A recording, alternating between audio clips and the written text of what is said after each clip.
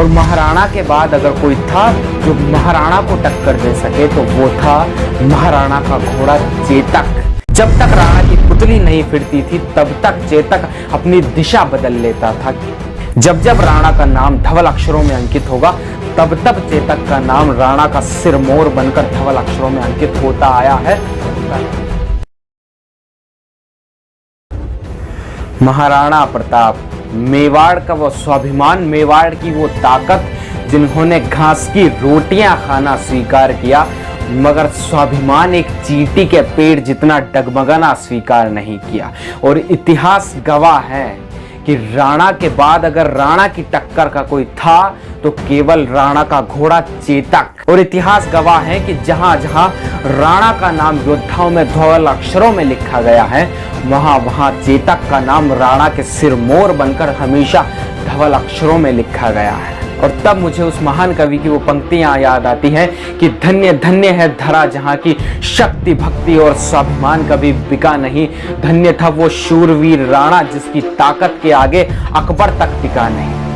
जिस समय पूरा भारतवर्ष अकबर के पैरों तले रोंदा जा रहा था, हर बड़े से बड़े योद्धा, हर बड़े से बड़े नरेश जब अपने सरताज अकबर के पैरों तले रख रहा था तब राणा एकमात्र ऐसी आवाज थी जिसके सामने अकबर तक नहीं टिका। कि धन्य था वो शूरवीर राणा जिसकी ताकत के आगे अकबर तक टिका नहीं। और क्या फौलादी सीना था उस राणा का, क्या फौलादी सीना था उस राणा का। तीर टकराकर सीने में टूट जाते थे। हिनहिनाता था जब चेतक तो मुगलों के छक्के छूट जाते थे। राणा के बाद अगर कोई था राणा की टक्कर का तो वो था राणा का घोड़ा चेतक।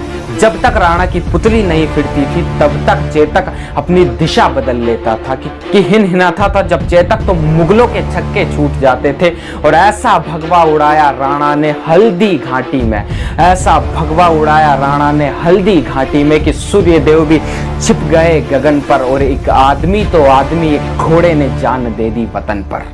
और ऐसे ही थे चेतक के महाराणा और महाराणा का चेतक। स्वाभिमान के खातिर घास की रोटियां खाना स्वीकार किया मगर स्वाभिमान नहीं डगमगाने दिया। और चेतक अपने प्राणों की आहुति दे दी लेकिन स्वामी को एक पल के लिए नहीं डगमगाने दिया। जब जब राणा का नाम धवल अक्षरों में अंकित होगा तब तब ये सारी सृष्टि चेतक को उसी तरह से याद करती रही।